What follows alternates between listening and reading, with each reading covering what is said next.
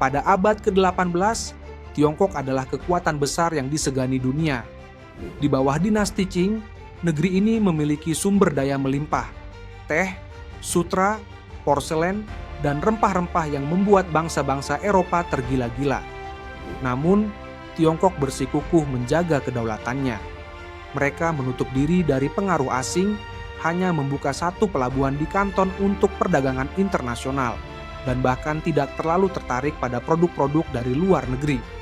Inggris yang saat itu tengah berkembang sebagai kekuatan kolonial terbesar, kesulitan menembus pasar Tiongkok karena kebijakan ini.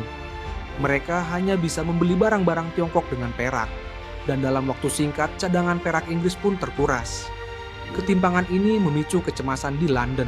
Mereka tidak hanya kehilangan kekayaan, tetapi juga kehilangan kendali. Maka dimulailah strategi kotor dan kelam. Inggris mulai menyelundupkan opium dari India ke Tiongkok. Sebuah zat memabukkan yang akan mengubah sejarah Asia selama berabad-abad. Bukan melalui diplomasi atau perdagangan yang jujur, tapi melalui kecanduan dan kehancuran moral. Sebuah awal dari perang yang tidak hanya menodai sejarah kolonialisme, tapi juga menghancurkan harga diri sebuah peradaban besar.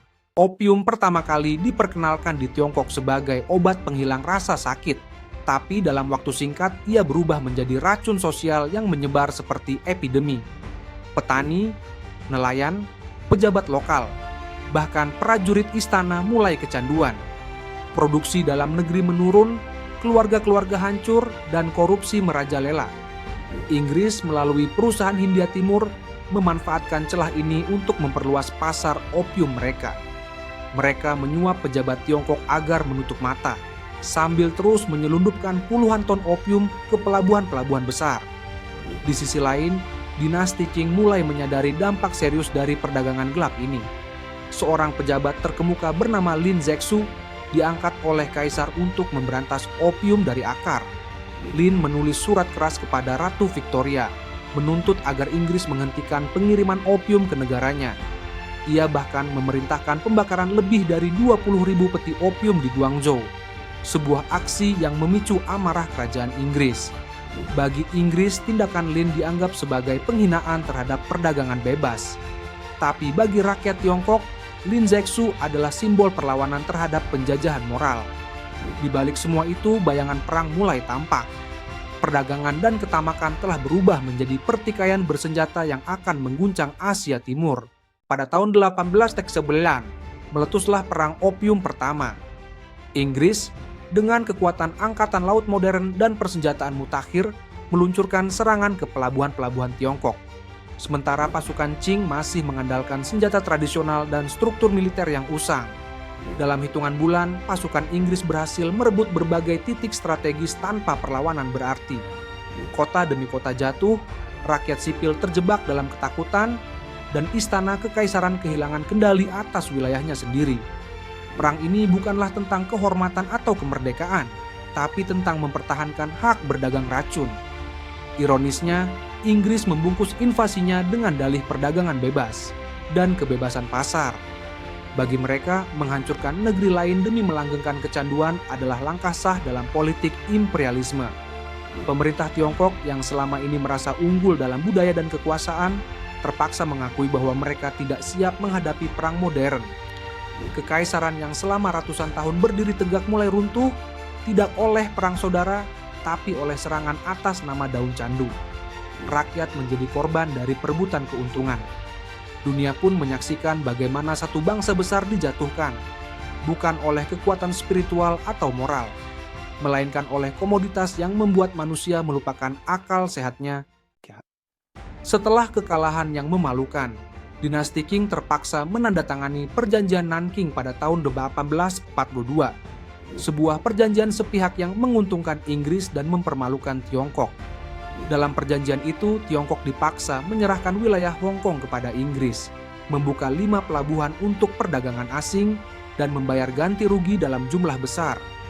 Yang lebih menyakitkan, opium tetap dibiarkan mengalir masuk ke negeri mereka.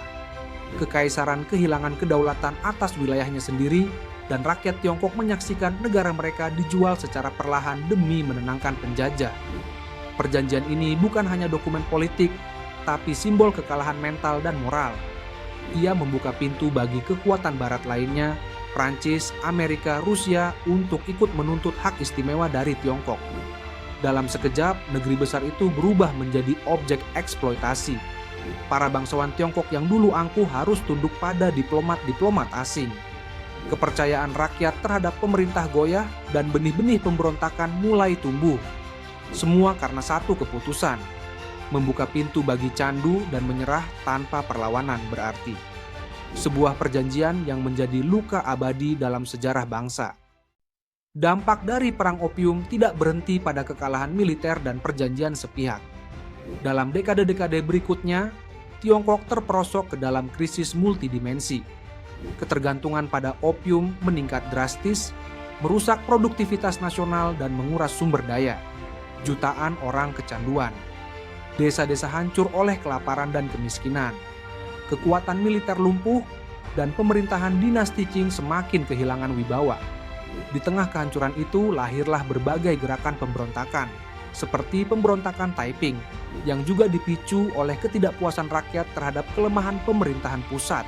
Situasi ini menciptakan efek domino yang menghancurkan sendi-sendi negara.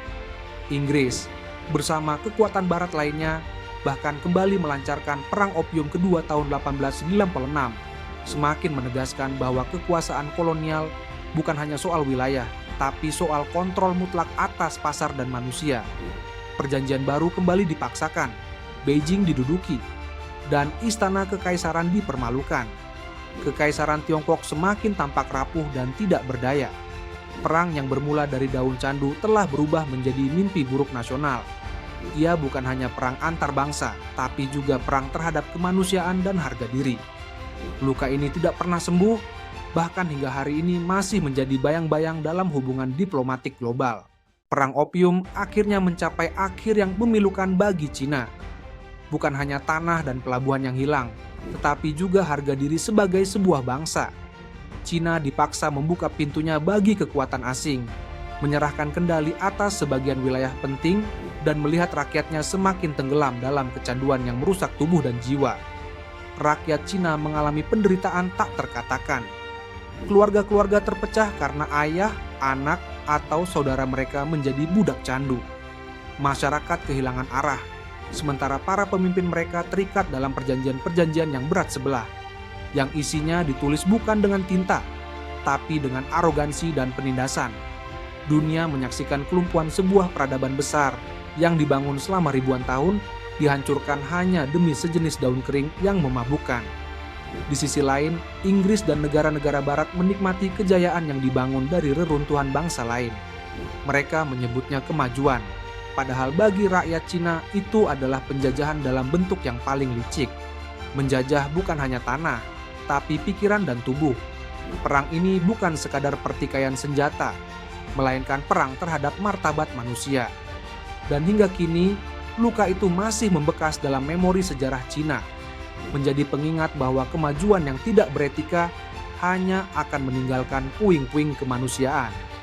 Klik tombol subscribe dan ikuti terus perjalanan kami menelusuri kisah-kisah kelam dan menggugah dari masa lalu. Karena memahami sejarah bukan sekadar mengenang, tapi juga memperjuangkan agar kesalahan yang sama tak kembali terulang.